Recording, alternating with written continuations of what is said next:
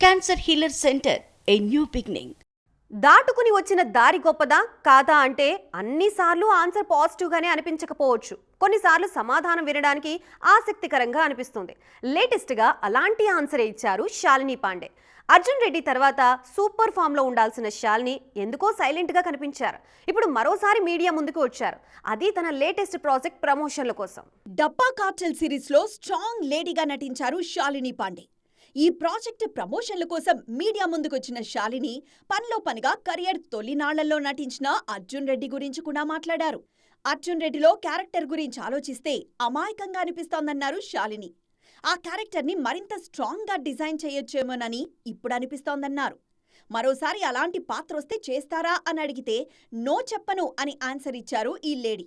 అలాగని as it ఈస్గా green signal ఇచ్చేయనని అంటున్నారు. ఆ రోల్ మీద మరింత అవగాహన పెంచుకోవడానికి ట్రై చేస్తానని డిక్లేర్ చేశారు. డైరెక్టర్తో మాట్లాడి కొన్ని మార్పులు చేయించుకుంటానన్నారు. కెరియర్ బిగినింగ్తో పోలిస్తే ఎవ్వరికైనా పరిణితొస్తుందని, ఇప్పుడు తాను అలాంటి స్టేజ్లోనే ఉన్నానన్నారు శాలిని. డబ్బా కార్టెల్ రిజల్ట్ ఎలా ఉన్నా నటిగా తనకు మంచి ఆత్మసంతృప్తినిచ్చిందని, అంతమందితో కలిసి నటించడం ఆనందంగా అనిపించిందన్నారు Shalini. Cancer healer centre, a new beginning.